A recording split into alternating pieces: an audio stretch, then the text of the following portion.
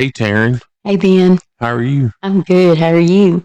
I'm good. It's been a busy week, though. Yeah, it's been super busy. Yeah, and you've been doing a lot of research, so. Yeah, I've been following this case. Yeah? What Yeah, case? Oklahoma moms. Yeah, the Oklahoma moms, the ones that went disappeared, what, Yeah, a month ago now? it's been 3 weeks. It'll be 3 3 weeks, weeks. like tomorrow, I think. Yeah. Yeah. Well, I mean, before we get started, let's just welcome everybody to Walking Between Shadows. Hey, y'all. Hey, y'all. Hey, We're your y'all. host. I'm Ben. I'm Taryn. Yeah. So what you got going on other than that, Taryn?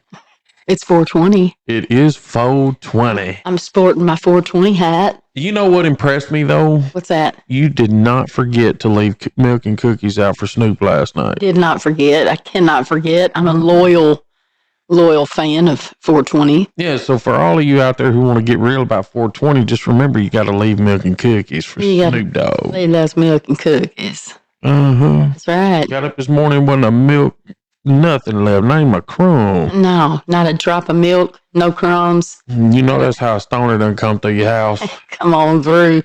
But he left rewards. Oh, he did. Yeah, Well, sure did. but all the right kinds, right? All the right kinds, of There course. you go. The appropriate kinds for 420. Yeah. So, yeah, So what's going on other than that? that's about it. Yeah. I mean, like, we got out today. We went up to the Flower. Is it the Flower Fest? 420 Flower Fest? Yeah, that's what they call it, the 420 Flower Fest. Up at Relief here in, that's in Belton, right? No, it's actually in Grandview. Grandview. Okay. Yeah. So it was packed, jam full with vendors and all kinds of cool stuff. So if y'all are out in this area and you see this before 6 p.m. tonight, go by Relief and check out what they got going on. Yeah. Great deals. Food trucks and swag vendors there selling shirts. So what else do you do? Today, Yeah. we got some lip plumper at Ulta. Some lip plumper. Yes, I did. So, yeah, and I was with you. I'm acting like I didn't know what was going on or that what you were doing. But, you know, I got to say, if any of you ladies take your husband with you to Ulta, like I got drugged to, just know that it's your husband's right to choose the strength of lip plumper that your wife buys. And yes, and you did. I picked the maximum strength. You got maximum. Yeah. Uh-huh. Yes. It's like it feels like a bunch of little bee stings. Yeah. Not quite as bad. Still? No, not now, but earlier when I first put it on. How long did it last? It lasts, I don't know, a couple hours maybe. The pain lasted a couple hours? No. The plump. No, the pain. How long did the pain last? Oh, just a few seconds. I mean, it's not pain. It's just weird. It's tingly. It's, Yeah. kind of prickly. Yeah. Okay. Like that. All right. So, did that. Well, and I appreciate you going with me. Of course. We always go everywhere together. What the hell are we talking about? It's very true.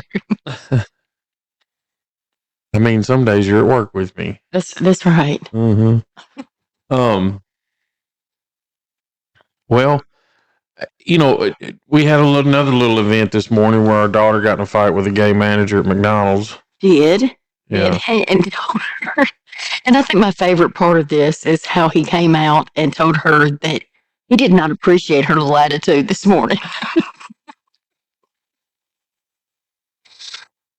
Highly won, gay McDonald manager. Well, I mean, people slap the hell out of him. Uh-huh. You better not. You might want to just drive on through. Of course, Lincoln's in the background screaming, I want to go. Uh-huh. Yeah. Uh-huh. Get my caffeine in so I can raise hell. Yeah. And Tylee wasn't nervous at all with all the shit going down. No. It doesn't affect her. Uh-huh. It doesn't affect her. I mean, she just slams it out and takes care of the next problem. Yeah. Oh, Lord. Well, there's always something. Always something. Mm-hmm. Always. At least it ain't always something bad. No. It's just something silly. I'm talking about with us. Oh, no, we don't. It's pretty chill here. Mm-hmm. Yeah. It's pretty laid back. Is Goosey Garcia laying around anywhere? He's over here beside me. See his tail. Well, it's 420, so he's taking a day off. He's taking it off. It's a huge holiday here at the Elliott house. I'm cooking, you're smoking, Garcia's We had chill. From our drink, you can tell we had a little Popeyes earlier. What goes better with 420 than Popeyes chicken? Yeah, exactly. Nothing. I mean, you can't think of anything. Yeah. Yeah. You know what? I ought to make us a pig picking cake. What's a pig picking cake? Oh, listen, it is just off the chain. What's in it? So it's basically a yellow cake mix with pineapple added to it and eggs. Okay, then. And that's it. And you make like 3 layers. You can do it in a sheet too. It's just not as fun. Well, what would be more fun? What? Like, was you planning on doing like a bunt? No, like a 3-layer. Oh, okay. Yeah. Okay. And the frosting is Cool Whip, cream cheese, instant Jello pudding. Okay. I think maybe a little vanilla, something else, something simple. It's a real simple cake. Oh, you know what? I think you put some pineapple in that too. But anyway, yeah, it's like a can or 2 of crushed pineapple, a 16-ounce thing of Cool Whip, yellow cake mix, eggs, cream cheese, or cheesecake, Jello instant pudding. And the reason it's called a pig picking cake is because it was a very common cake made in the deep South by wives and mothers, grandmothers, etc., on pig farms. And usually on a day when they were slaughtering pigs and actually cooked one, they usually cook like a whole pig, right? Right, a whole hog, yeah. Yeah. So people would go up and pick from that hog for their food. And that's why it was called a pig picking cake. Okay. So it sounds gnarly because when you first hear it, you're like, I don't want anybody picking in my cake. Right. With their little piggy fingers. Right. But it's the cake itself is just phenomenal. And it's really a light cake because of the richness of the pork and barbecue sauce and stuff like that. The cake itself is kind of light and refreshing, kind of a palate cleanser almost. Okay. Yeah. We may have to make us a pig picking cake. That might be appropriate for the story we're doing. You know, last week we talked about it. Yeah. So all those hog farms in the panhandle of Oklahoma. Yeah. So we're back to update that case. Yeah. At the very least for the viewers that are following us. So we want to say to you guys all, thank you for following us. And anybody else that comes along, please don't forget to hit the like and subscribe button. Yeah. And again, smash that notifications bell. Look, we got a challenge here. We've got to lay down a challenge to people. Let's do that. We need them sharing these videos. And I think you wanted to add something to that. We're going to start a Patreon channel for long. Yeah. And, we'll have subscribers to that channel. They'll get extra perks to, a little more information, maybe some crime scene photos and things like that. Other things will come along with it too. So, yeah, just kind of stay tuned and we'll direct you towards that direction.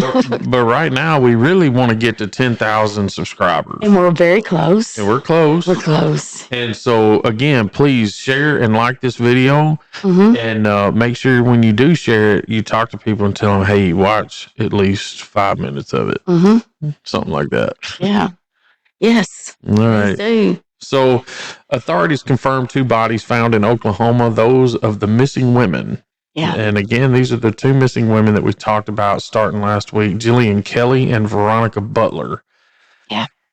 2 bodies found in Oklahoma on Sunday have been identified by the Office of the Chief Medical Examiner as the 2 women who had been missing, the State Bureau of Investigation said Tuesday. And that was this week, this past Tuesday.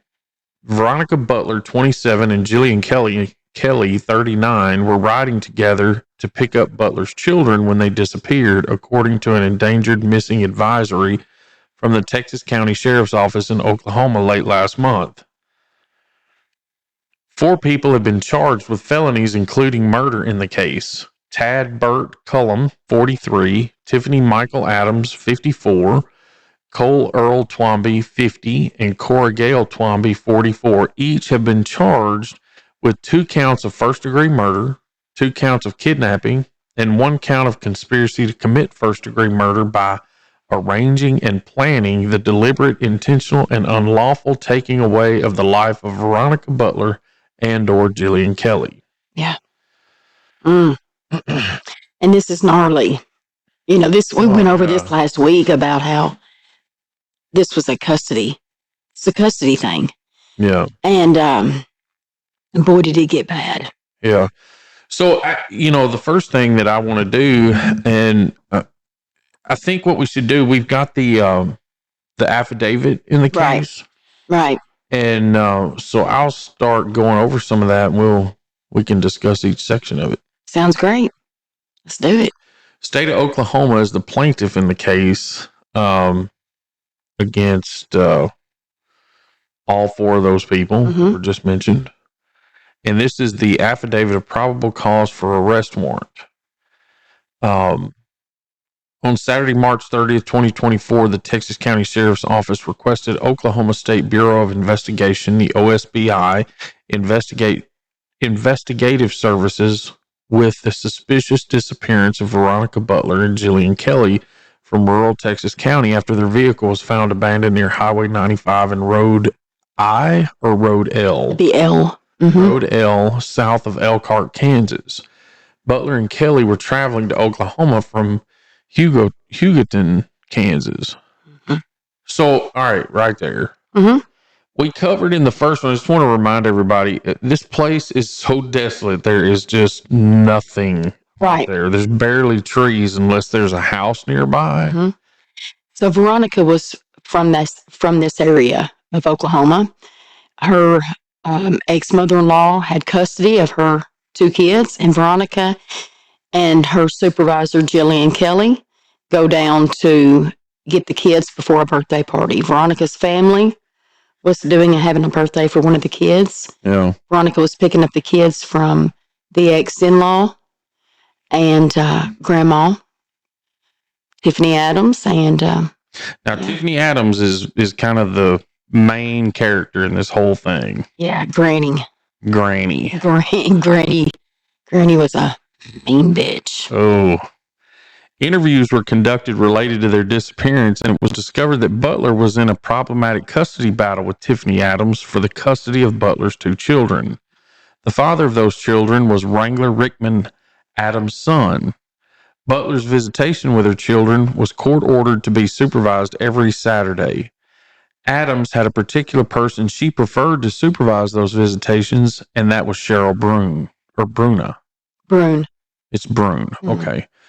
The court ordered Adams to pay Brune to supervise visits if that was who she wanted to be present. Otherwise, Butler was to choose and pay for the person to supervise.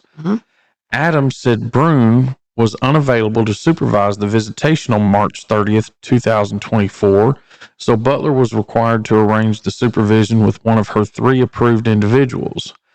Butler contacted Kelley of Hugoton, Kansas, and planned to have her supervise the visit. Okay. Right.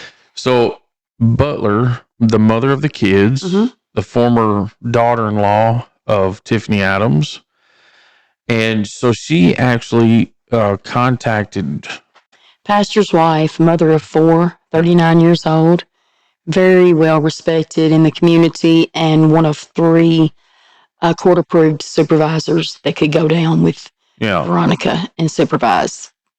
Okay, so Butler told family members she was going to pick up her children from Adams at 1000 hours or 10 o'clock in the morning at 4 Corners, intersection of Highway 95 and US 64 West, a location in Texas County, Oklahoma. Butler and Kelley left Hugoton, Kansas, and traveled to Highway 95 and Road L about 5 miles north of 4 Corners. Butler and Kelley arrived at that location at approximately 0940 or 9:40 a.m. Butler planned to bring her daughter to a birthday party, but after they did not arrive, the family began looking for Butler. Melissa and Joey Padilla, who were Butler's family members, located Butler's abandoned vehicle just west of the intersection of Highway 95 and Road L. The Padillas then contacted law enforcement at 12:09 hours or 12:09 noon. Mm-hmm. An examination of the vehicle and areas surrounding the vehicle found evidence of a severe injury. Blood was found on the roadway and edge of the roadway. Butler's glasses were also found at the roadway south of the vehicle near a broken hammer. A pistol magazine was found inside Kelley's purse at the scene, but no pistol was found. So why would Kelley have a pistol magazine in her purse? Well, she carried a gun with her. Her husband did state that when she left, she carried her gun, and she had it for protection. Yeah. Yeah, it was an open carry state. I mean, not an open carry, but a carry permit, right? Yeah. So she had her permit, and she was carrying that for protection. Well, so I guess really my question becomes, Veronica must have briefed her, or she must have, through prior experiences, known that these people could be rough. Dangerous. Yeah. Yeah, and I wonder how much Veronica did, tell her. I don't know if this was the first time that it sounds like this Brune lady, Cheryl Brune, seemed to be the one that normally went to the visitations, because that's who Grandma wanted. That's who Tiffany wanted. Yep. And whatever she wanted, it seems like she started getting quite a bit of what she wanted. Yeah. So, I mean. And there's more about that. Right. So this was at, not at Four Corners store, right? This was on L Road. Well, it was at the intersection of 95 and L, about 3 miles away from Four Corners. Okay. Yep. So Adams told OSBI that on Friday night, March 29th, 2024, Rickman and Butler's children stayed the night with Barrett and Lacey Cook. Adams said she planned to pick them up that morning before visitation. Adams said she called Butler at 0900 hours to confirm the meeting, and Butler told Adams something came up and she was not going to make it. Butler's phone records confirmed the call occurred. However, at the time of the call, Butler was in Hugoton, Kansas, in the process of picking Kelley up to go meet Adams. Adams stated she was home at the time that Butler and Kelley went missing. Adams picked the children up before 1200 from the Cook's residence. So the kids were spending the night with a friend the night before Veronica was to pick them up. And Tiffany claimed to law enforcement that when she got a phone call at 9 a.m. from Veronica, right? Saying, something's come up and I won't be there. This is what Tiffany's told the police at first, right? And so I wonder what that phone call did go about. Maybe Veronica was telling her that I'm picking up Jilian. Well, but there was some speculation too as to why Brune couldn't be there and why all this went down the way it did. What was that? Well, that's not true. So Tiffany Adams' grandma actually called Cheryl Brune and told her that morning that I don't, take a couple weeks off. I need to question the kids about you. Yeah. Yeah, that's kind of how she was. I need to find out if they like you. Well, being you said that, OSBI interviewed Brune, and she said she was available to supervise the visit that day, but Adams told her to take a couple weeks off from the visitation so Adams could question the children related to how Butler's approved visitation supervisors were. Butler and Kelley's phone records indicated their devices were actively sending signals to their carriers until approximately 0942 hours, after which the devices were no longer seen by the networks and stopped transmitting. Neither phone was found at the scene or within the vehicle, and they are currently missing. Adams was the last known person to communicate with Butler and was scheduled to meet Butler and Kelley for visitation at 1000 hours on March 30th, 2024. Through the child custody case, records were obtained where Rickman discussed death threats by Adams and Adams' boyfriend, Tad Cullum. The custody battle began in February of 2019 with many hearings and court appearances on March 18th, 2024 and March 20th, 2024. So this has been going on since 2019. These kids are 6 and 8 years old. I mean, this has been going on basically their whole life. Yeah. 1 and 3. Wow. Okay. On March 18th, 2024 and March 20th, 2024, motions were filed requesting extended visitation for Butler. A hearing was scheduled to occur on April 17th, 2024. Butler's attorney informed OSBI that Butler was likely to receive unsupervised visitation with her children at that hearing. At times, Adams refused to let Rickman have his children, even though Rickman had legal custody of them. So the kid's father was refused access by his own mother or the kid's grandmother. So he would go pick up the kids from the grandma, from his mother. And at one time he went over there and she refused to allow him to pick up his kids, even though he had full custody. He called the police. The police came over and said, well, they're better off with her anyway, and let her keep them. Which is completely against the law. So, I mean, I'm surprised. A lot of times cops won't get involved in stuff like that, but because it was Tiffany. Because it was Tiffany Adams. Right. These are very well respected people. Tiffany Adams and her boyfriend Tad are very well respected in this very small town. So Rickman's grandmother, Debbie Knox Davis, reported that in mid to late February of 24, Rickman told her that they didn't have to worry about the custody battle much longer because Adams had it under control, that Adams knew the path the judge walked to work, and we will take out Veronica at drop-off. Rickman was confirmed to be in a rehabilitation facility in Oklahoma City at the time of the disappearance. The children remain in the custody of Adams. Rickman denied having that conversation with Knox. Right. So I guess Wrangler Rickman, who is the father of the kids, went and told his grandmother, I guess this will be his paternal, maybe his paternal grandmother, that, don't we worry about the custody of the kids. I don't have to worry about that anymore. My mom's going to take care of it. She knows she'll just take the judge out. I mean, that right there is, I guarantee you that's working up another charge because that's a threat, to the judge. So the cops, when they're investigating Veronica and Jilian missing, they go and talk to Wrangler. He says, I never told my grandmother that. Right. Of course. But before, you claim that your mother made you lie to get custody of these kids. So it's just, it makes you wonder if they even had legal custody of those kids from truth. Or if it was all a bunch of bullshit. Yeah. On April 1st, 2024, OSBI agents obtained a search warrant for Adams' cellular phone. OSBI agents performed an extraction on the device. Information gained from the device included web searches for taser pain level, gun shops, prepaid cellular phones, and how to get someone out of their house. Oh, no, they weren't planning anything. No. And what do you mean? I wonder what they mean by getting somebody out of their house.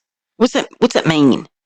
Well, I mean, just techniques and things you can do to coax somebody out of their house, and maybe even in such a way they don't know that it's human beings waiting on them outside. I don't know, like go up and throw rocks at the windows or something. Well, this might go to the premeditation. Keep reading. Yeah. Okay. On April 3rd, 2024, OSBI interviewed CW, age 16 years. CW is the daughter of Cora Twombly and Kobe White. Cora is currently married to Cole Twombly. CW stated that she had overheard group conversations related to Butler not protecting her children from her brother, all in reference to a sexual abuse allegation.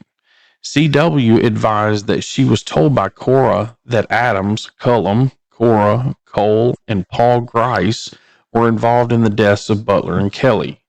She stated that Adams had provided burner phones to use so they could communicate without using their personal devices. CW saw 2 burner phones charging on Cora's nightstand in her bedroom. CW described Cora, Cole, Adams, Cullum, Paul Grice as being part of an anti-government group that had a religious affiliation. Through OSBI investigation, it was learned that they call their group God's Misfits. Regular meetings are held weekly at Twomby's and at the home of Barrett and Lacey Cook. CW was told on March 29, 2024 that Cora and Cole would not be home in the morning when she woke, and they were going to be on a mission. And that's in quotes, on a mission. On a mission. When CW awoke at approximately 1000 hours, Cora and Cole were not home, but came home around noon. CW knew that Cole and Cora took a blue and gray Chevrolet pickup owned by them and a blue flatbed pickup owned by Clint Twombly when they left and returned in the same vehicles. CW was told to clean the interior of the Chevrolet pickup. CW asked Cora what had happened and was told that things did not go as planned, but that they would not have to worry about her, meaning Butler, again. CW was told that Cora and Cole blocked the road to stop Butler and Kelley and divert them to where Adams and Cullum and Grice were. CW asked about Kelley and why she had to die and was told by Cora that she wasn't innocent either, as she had supported Butler. CW asked Cora if their bodies were put in a well, and Cora replied something like that. CW also disclosed that other attempts to kill Butler occurred during February of 2024 near Hugoton, Kansas, in which Adams, Cullum, Cole, Cora, and Grice went there, but Butler did not leave the residence. This is consistent with the web search discovered on Adams' phone about how to get someone out of their house. So there we go. Yeah. According to Cora, the plan was to throw an anvil. Sorry. It's not funny, but oh my Lord. Through Butler's windshield while driving, making it look like an accident because anvils regularly fall off work trucks. Sure. All the time. It happens often. On the Roadrunner. That's what I was thinking. I mean, like, come on. Wile E. Coyote's at it again. So they drive up, and I guess Hugoton to Eva, Oklahoma, where they're from, is about 45 minutes. I was thinking last week when we talked about it, I was thinking it was like 3 hours, but it's only like 45 minutes. Yeah.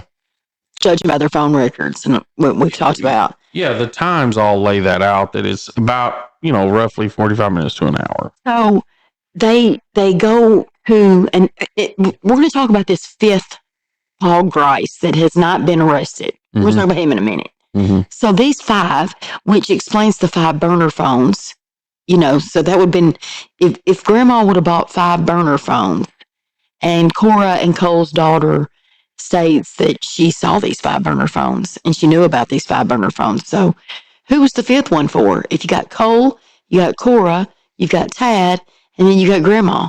Mm-hmm. What is it, this Paul Grice? Sounds like it. Yep. Paul Grice jumped in the vehicle with them and drove 45 minutes north to Hugoton, Kansas to throw an anvil through her fucking... Yeah. Now, bear in mind, everybody, Paul Grice has not been arrested or charged with anything. He has been questioned and let go. Yep. Okay. All right. Go ahead. While Sorry. Y'all bear with us. Yeah.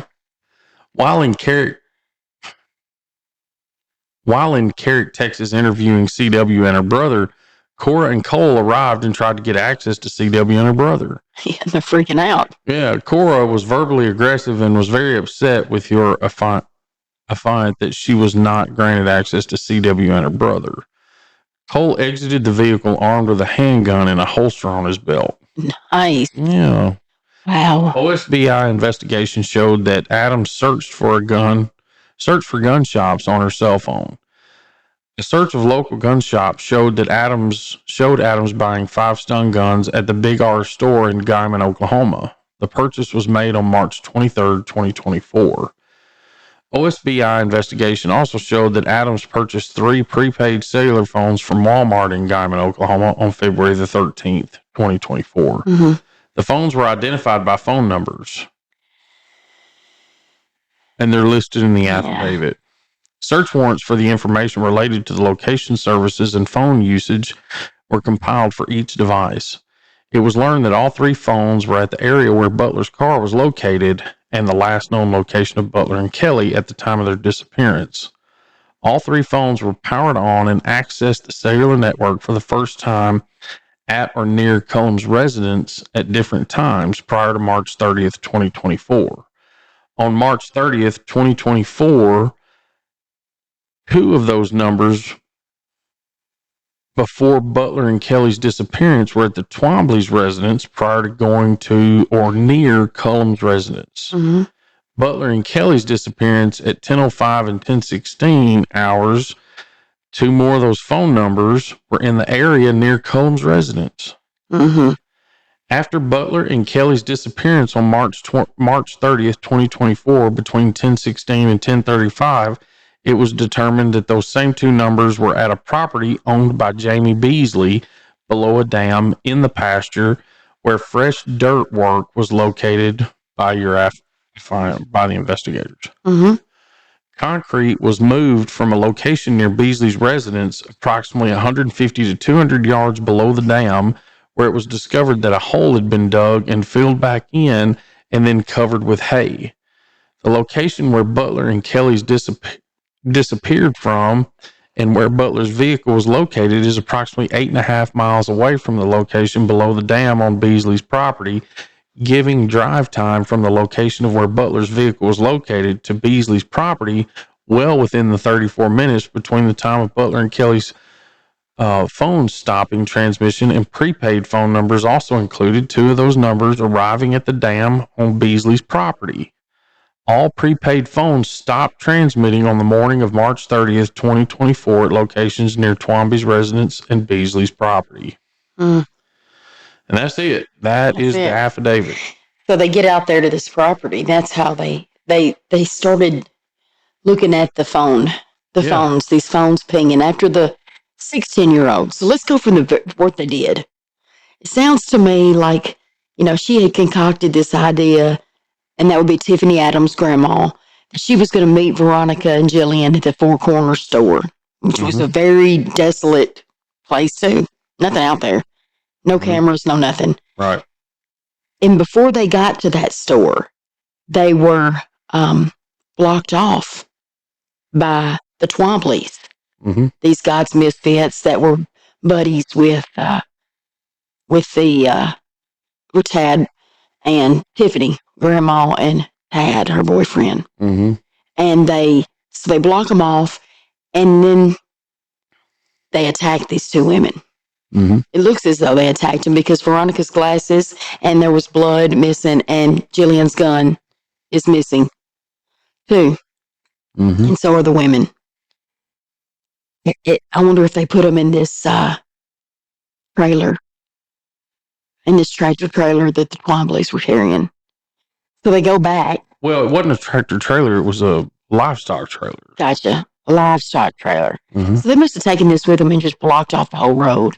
Yeah. Where Veronica and Jillian couldn't drive anymore. From the sound of it, that's exactly what they did. They created a roadblock so they would have to stop. Right. And that was that L road. Right. And looking at pictures of that, if you just parked a truck or a car across the road, you could get around it. Right. There were shoulders. Right. But when you pull a truck with a trailer like that on it out there, you block the whole road and those shoulders off. So that's what it sounds like to me. They intended on them stopping. Right. So then they get them out, and there's a broken hammer. Mm-hmm. One, we don't know what they did. We don't know if they were shot there or if there was blunt force trauma there with the hammer. We just know the glasses of Veronica were left there, and the bodies were gone. And the blood. So there were pools of blood found on the road and on the shoulder. Mm-hmm. Yeah. So maybe one on each side of the car. I don't know. We don't know the disposition of the car and where it exactly was. So I guess that's when the FBI starts picking up doing the phone research. Mm-hmm. And they're able, this 16-year-old daughter of Cora and Cole, which would have been Cole's stepdaughter, I believe, goes in and is telling them, it's tying this together. They have these burner phones that they purchased back in Walmart, back in February. And they were able to find these burner phone numbers and track these calls and these pings. Yep. And they were able to ping it to some property that Tad Cullum was leasing from a man by the last name of Beasley, right? Mm-hmm. And so he was just leasing this property, paying rent on it to his farming. Mm-hmm. And evidently, I believe I had heard somewhere before that Tad had gotten like this skid loader or something. Is that what they're called, that digs? Mm-hmm. And they went 10 feet deep. 10 feet deep. Mm-hmm. And put Veronica and Jilian's body in this 10 feet deep hole. Mm-hmm. I mean, which is horrible. But they were able to get those pings. All those 4 phones were out there around the time that these women would have went missing. Mm-hmm. Mm-hmm. God, it's horrible. And like, all of it's horrible. Mm-hmm. There's more to it, though. Well, I want to maybe take a second and go over God's Misfits. Yes. Okay. So, the Oklahoma State Bureau of Investigation has been investigating these deaths of Veronica Butler and Jilian Kelley. Mm-hmm. The women went missing on March 30th in the Oklahoma Panhandle. Since then, police have recovered their bodies and arrested 4 people on counts of first-degree murder, kidnapping, and conspiracy. The 4 charged are the ones we're talking about here. Belong to an anti-government group called God's Misfits that held regular meetings at members' homes according to a probable cause affidavit for an arrest warrant. Much about the group has remained a mystery, but social media posts by the suspects suggest they've been part of the group since last year or late last year. So they haven't even been a part of this group that long. Right. On October 5th, Cole Twombly posted to Facebook that he just left an awesome prayer in the park hosted by the Misfits in Keys, Oklahoma. In 2022, the Southern Poverty Law Center tracked 13 hate extremist groups in Oklahoma, including Moms for Liberty, Proud Boys, and Patriot Front. The Anti-Defamation League also tracks occurrences of hate, extremism, anti-Semitism, and terrorism in their heat map. Though incidents in the state overwhelmingly occur in Oklahoma City and Tulsa, 2 occurrences of white supremacist propaganda spread that were noted in the area where the suspects lived. On March 24th, 2023 and August 14th of 23, the ADL reports that the white supremacist group Patriot Front distributed propaganda in Boise City, Oklahoma, which isn't that far. And so a lot of people online have put this out as, God's Misfits or God's Misfits. Yeah. It's a group, but there are groups of God's Misfits in other places, specifically South Carolina. Yeah. And the pastor of the group in South Carolina is Preacher Squirrel. Okay. Yeah, like a squirrel. Yeah. Okay. So a pastor in South Carolina who goes by Preacher Squirrel has run a website and a YouTube channel with his wife called God's Misfits for several years, according to the ministry's website. He focuses on sharing God's love, Squirrel told a media outlet, and he didn't know anything about the case until strangers started sending him angry messages. On the God's Misfits Facebook page, Squirrel further clarified that he and his wife are not connected to groups in Oklahoma and encouraged followers to pray for the Oklahoma families. So, God's Misfits, it sounds like, this just was a name they came up with to organize under. And, we talked about last week them being sovereign citizens. Mm-hmm. I think they're using that church to not pay taxes. Yeah. Well, and it gives them a reason and whatnot to deflect from people paying attention to their meetings. Oh, that's just a religious group. No, it could be a lot of different things than just religious. Sure. And I looked through, each one of these people's Facebooks. Mm-hmm. Tiffany Adams. Oh, it just makes me sick. There's a lot of posts about if you're a Christian, then you should never dodge out of political, rights. You should be involved in politics if you're a Christian. And because, but you're a sovereign citizen. Yeah. You know what I mean? Like, so why should you be involved in politics at all? But Tiffany Adams was involved in politics in her town. Yeah. Wasn't she, what was she like? Well, remember we looked at. Well, I don't know. I don't know that she held any offices. She was just very closely related to helping with campaigns for some of her friends, being the Republican Party. Yeah, so she was the chair of the county Republican Party. I think that's the one thing she did. And it's like you said, it's a huge hypocrisy because, here she's talking about being a sovereign citizen and not paying attention to the laws of the Constitution of the United States. Sure. And then turning around and propping up Trump or whatever her agenda was. They all do that. This is the Republican Party. These are the Trump thumpers. This is what has made me sick about all this. It's like, I guess they decided to become these sovereign citizens and start this God's Misfits church after they didn't get their way when Trump didn't make it, in the 2020 election. So then they decide, well, we're gonna start this, No, I don't think so. They didn't do it until 23. Okay. Yeah. Okay. So I think that still that was something for them to prop that against is like, we got to get Trump reelected and he, the election got stolen from him. All the same propaganda that everybody spouts. And these on this extreme side. And like Tiffany and Tad both, like I said, were very respected. And Tiffany and her boyfriend Tad. Okay, so granny and boyfriend. And they both had a lot of money, land money. They owned a lot of land. Yeah. And did a lot of farming. And, people said they did a lot of good for their community. Yeah. I mean, and they went into court. I guess it was last week when they had their hearing, first bond hearing. They were all denied bond. And there was there was like some issues going on in the courtroom with the families. I know that Veronica Butler's dad, there was a lot of shouting and wanting to go across and get them.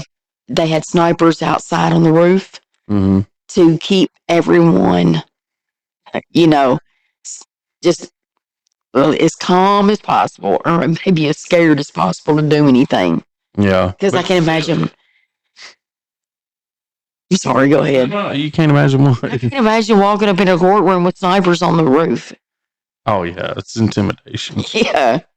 But still, when they got in the courtroom, something happened. Yeah. What happened? In the courtroom? Yeah. What do you mean? Didn't somebody try to physically attack another person? Well, no, it was just more a verbal and trying to get across to the defendants. Oh. Like behind they're behind, they sit in the seated area back there. Yeah. Yeah. And him the father of Veronica just trying to get to them. Mm-hmm. Yeah. I gotcha. But there was so much. Well, I guarantee he still had hostile intentions. Oh, I'm sure. I would too. Yeah. Yeah. So it's going to be interesting. I mean, what's the outlook? What are we waiting to hear? Like, we still don't know the true cause of death for the girls. We don't know the cause of death. We don't know if they were shot. We don't know if they were stabbed. We don't know. Right. We don't know. And we don't know if there's going to be more charges. If any other people. Right. Why this Paul Grice got let off when he is named in the whole plot of conspiracy. Mm-hmm. So did you name their charges, right? Okay. Yeah. So, he let him go. Is he going to turn state witness? Probably.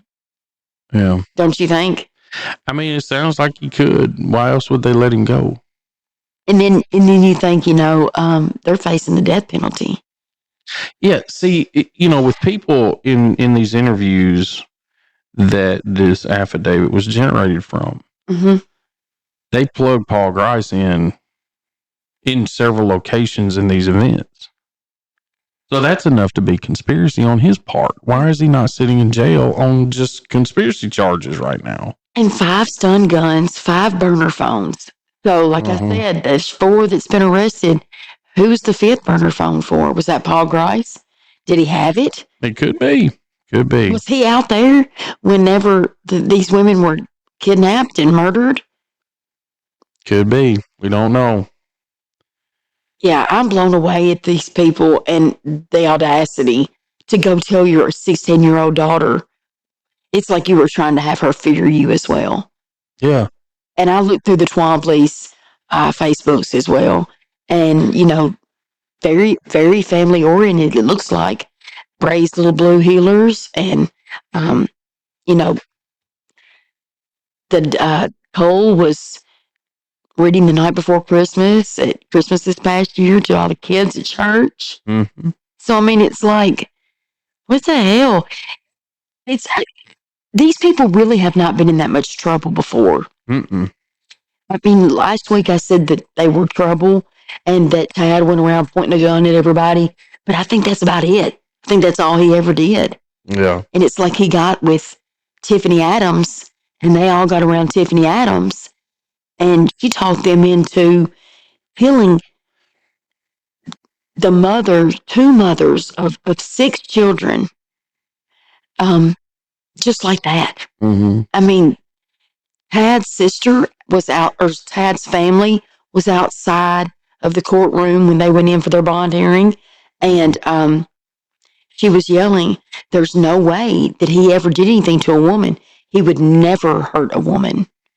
Yeah. And that's what the people in the town thought of Tad Burt Cullum. Yeah.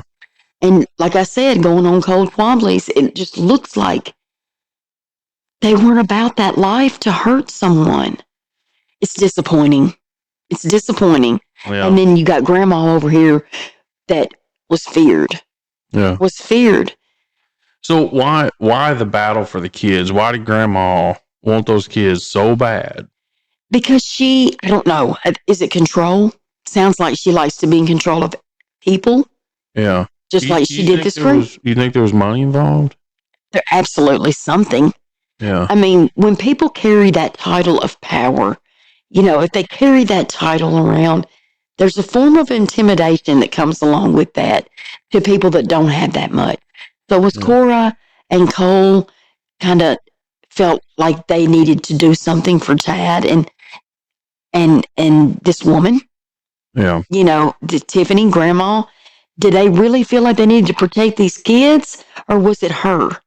Yeah. That wanted to be in control so much that she played mind games with them and made them believe that that was the thing to do. Yeah. We have to do this to protect these babies. Either that or they're going to go back to this. Their mom's going to let them be abused. And now that I'm hearing all this and how the police have allowed her to run shit with this custody, it makes me wonder if any of those allegations towards Veronica's brother were ever true. Started back in 2019, those babies couldn't even talk. Yeah. So it makes you wonder, and I'm not saying it didn't happen, because any allegation like that should absolutely be followed through and made sure that it's, nothing happened to a child. But what if it didn't happen and she just made all that up? Right. That means she convinced everyone to take these women's lives for over a lie. Yep. It's like she was psychotic or in psychosis and believed whatever she believed and was going to make everybody else believe it too. Yep. That's what it sounds like. Yeah. Yeah. All right. So we're just, again, in a holding pattern, waiting to see what else develops in this case. And we will be back as soon as we can with it. Yeah. So look for the next episode coming soon. Yeah. Again, before we sign off, I just want to say thank you to everybody out there in the audience. And anyone new, please don't forget to hit that like and subscribe button. It keeps us doing what we love to do. Thank y'all. Bye. Bye.